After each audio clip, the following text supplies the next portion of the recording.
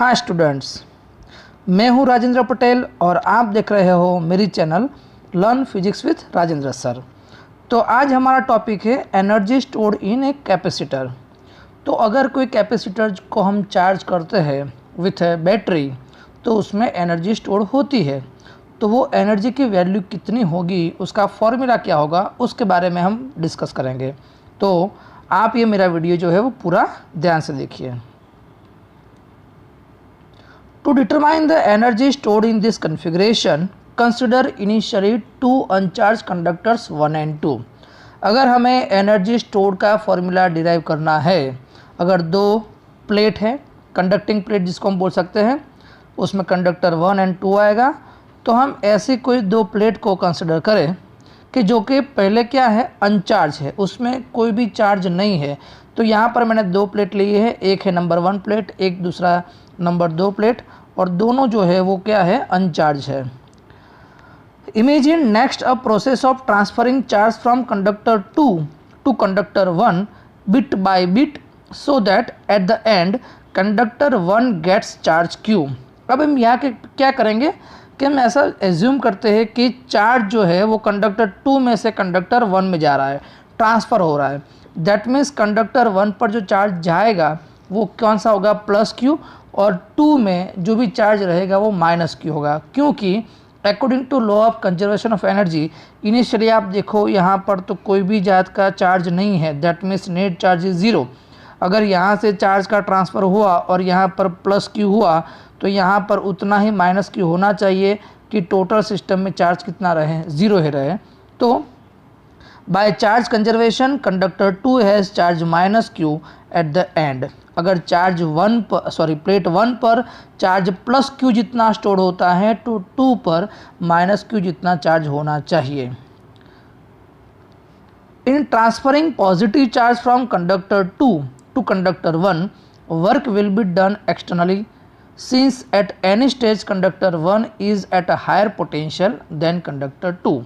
Obviously कि जब 2 में से 1 में चार्ज का ट्रांसफ़र होता है, मतलब पॉजिटिव चार्ज जो है वो ट्रांसफ़र हो रहे हैं, तब क्या होगा, वर्क करना पड़ेगा, work will be done externally.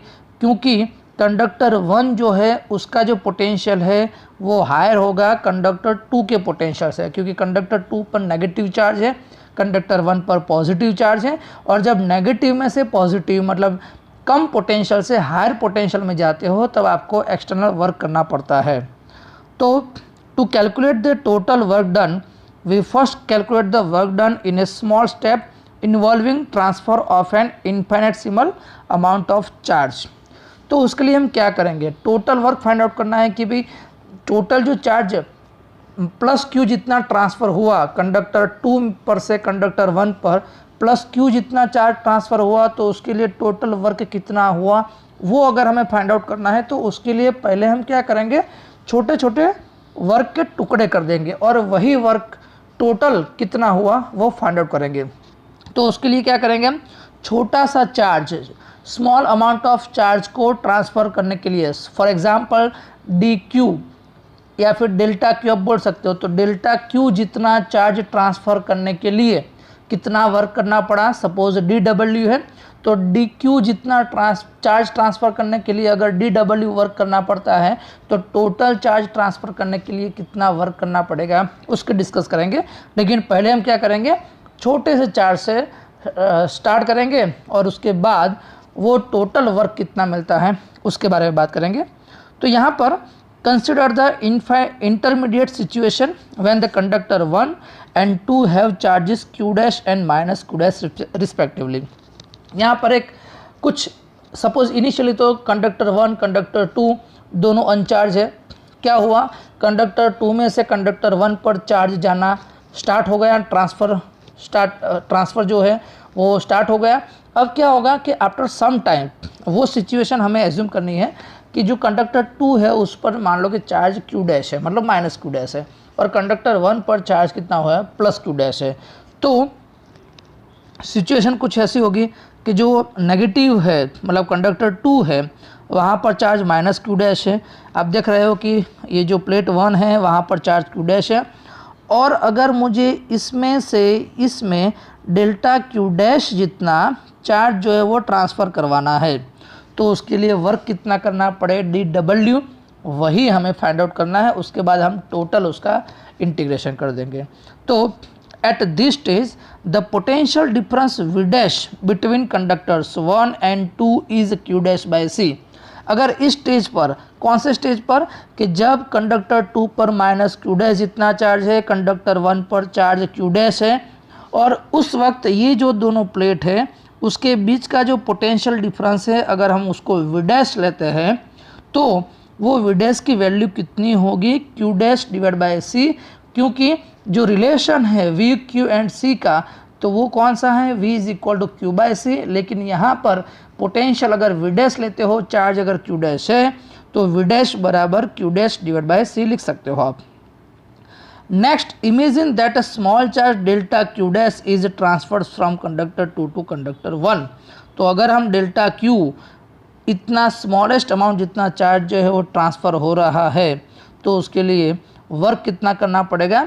So work done delta W या फिर डी डब्ल्यू भी बोल सकते हो, in increasing charge Q dash to Q dash plus delta Q dash is given by, क्या होगा, वर्क का फॉर्मूला क्या है, डी डब्ल्यू या फिर delta W is equal to V dash. क्योंकि वर्क बराबर क्या है, W is equal to Q into V. तो डब्ल्यू की जगह मैंने डी डब्ल्यू लिखा है या फिर डेल्टा डब्ल्यू, यहाँ पर वी की जगह वी डैश और क्यू की जगह क्या लिखा है, delta Q dash. But V dash की जगह क्यू डैश बाई सी आ जाएगा और डेल्टा क्यू डैश तो यही वैसे। अगर हम यहाँ पर इंटीग्रेट कर दें, यहाँ पर डेल्टा लिखा है, बाकी अब डी भी लिख सकते हो, small amount of work done या फिर स्मॉल अमाउंट ऑफ चार्ज लेना चाहते हो तो small D W D Q लिख सकते हो आप। अगर हम work done total find out करना चाहते हो तो हम इंटीग्रेशन कर दें, तो टोटल डब्ल्यू बराबर क्या हो जाएगा, इंटीग्रेशन 0 टू क्यू, और ये डेल्टा डब्ल्यू की जगह क्या लिखेंगे, डी डब्ल्यू। लेकिन डी डब्ल्यू की जगह हम क्या लिख सकते हैं, Q dash C divide by D Q dash.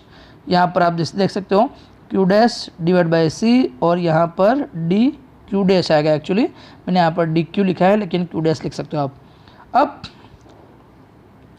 यहाँ पर आप इंटीग्रेशन कर दो, क्यू डैश जो है वो वेरिएबल है, सी जो है वैसे कांस्टेंट है, सी को बाहर निकाल दो। मैंने इंटीग्रेशन पूरा नहीं किया है लेकिन समझ लो फटाफट मैं समझा देता हूँ आपको।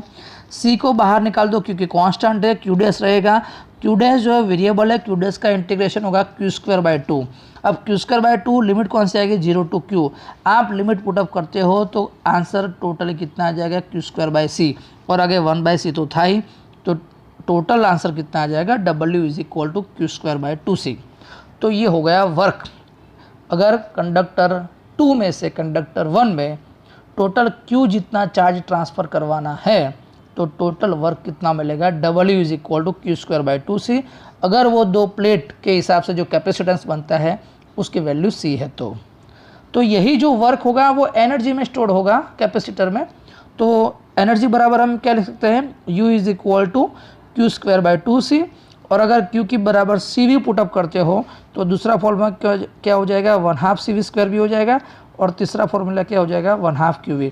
एक्चुअली फार्मूला तो तीनों सेम ही है, लेकिन Q की जगह CV या फिर V की जगह जो आप पुटअप करते हो Q/C, वो अलग अलग तरीके से आप पुटअप करो तो 3 डिफरेंट टाइप के फार्मूला मिल जाएंगे। आफ्टर ऑल फार्मूला आपको याद कौन सा रखना है, तीनों में से कोई भी याद रख सकते हो। U is equal to Q square by 2c, या फिर 1/2 CV स्क्वायर, या फिर 1/2 QV। ये आपको समझ में आ गया होगा। अब एक कॉन्सेप्ट है एनर्जी डेंसिटी का। अब एनर्जी डेंसिटी का मतलब क्या होगा, सीधी सी बात है कि energy divide by volume, that means energy density. तो यहाँ पर एनर्जी स्टोर्ड इन कैपेसिटर हमने अभी फॉर्मूला प्रूव किया, वो क्या है, क्यू स्क्वायर बाई 2c। लेकिन Q अगर हम उसको सरफेस चार्ज डेंसिटी के टर्म में लिखना चाहे तो सरफेस चार्ज डेंसिटी बराबर क्या है, एक्चुअली Q बाय A। तो Q बराबर क्या हो जाएगा, surface charge density sigma multiply by A। तो यहाँ पर मैंने वही लिखा है A into sigma whole square divide by 2 तो है।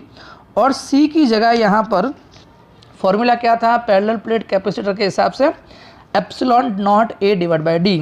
तो एप्सिलॉन नॉट A और डिवाइड बाई D ऊपर जाएगा। तो ये हो गया energy stored in the capacitor. लेकिन ई बराबर हमें क्या पता है, सिग्मा बाय एप्सिलॉन नॉट। अगर दो प्लेट है कैपेसिटर की, उसके बीच में वो उस वक्त भी मैंने आपको बताया था कॉन्सेप्ट कि अगर जो रीजियन है बिटवीन टू कंडक्टर 1 एंड 2, वहाँ पर जो इलेक्ट्रिक फील्ड मिलेगा वो कितना होगा, सिग्मा बाय एप्सिलॉन नॉट। और उसकी वैल्यू पुटअप करते हैं ई की, तो क्या हो जाएगा, सिग्मा बाय एप्सिलॉन नॉट। और सिग्मा बराबर हम क्या लिख सकते हैं, ई इंटू एप्सिलॉन नॉट। और वही वैल्यू यहाँ पर पुटअप करें सिग्मा की जगह, तो क्या हो जाएगा, u इज इक्वल टू 1/2। उसके बाद सिग्मा की जगह epsilon not square divide by 2। यहाँ पर आप सिग्मा स्क्वायर ए स्क्वायर एक कैंसिल हो जाएगा, ऊपर एक ही ए रहेगा, डी रहेगा, क्लियर। फिर सिग्मा स्क्वायर हो जाएगा, सिग्मा स्क्वायर की जगह आप स्क्वायर लिख सकते हो। देन एप्सिलॉन 0 एक ये कैंसिल हो जाएगा। आप पूरा उसका सिंप्लीफिकेशन करो तो आपको u जो है वो इतना मिल जाएगा। अब बात करते हैं हम एनर्जी डेंसिटी के बारे में। तो एनर्जी डेंसिटी मतलब क्या करेंगे, हम उसको वॉल्यूम के साथ डिवाइड कर देंगे। यहाँ पर आप देख सकते हो कि एरिया इंटू डिस्टेंस। अब एरिया इंटू डिस्टेंस मतलब क्या है, वॉल्यूम। अब यही एनर्जी को हम वॉल्यूम के साथ डिवाइड कर दें, मतलब एडी के साथ डिवाइड करेंगे तो रह गया क्या, एडी कैंसिल हो जाएगा, तो ओनली ये टर्म रहेगा। तो एनर्जी डेंसिटी का फॉर्मूला क्या होगा, वही होगा 1/2 एप्सिलॉन नॉट ई स्क्वायर। तो energy density of electric field that is u, छोटा u लिख सकते हो आप, 1/2 एप्सिलॉन ई स्क्वायर।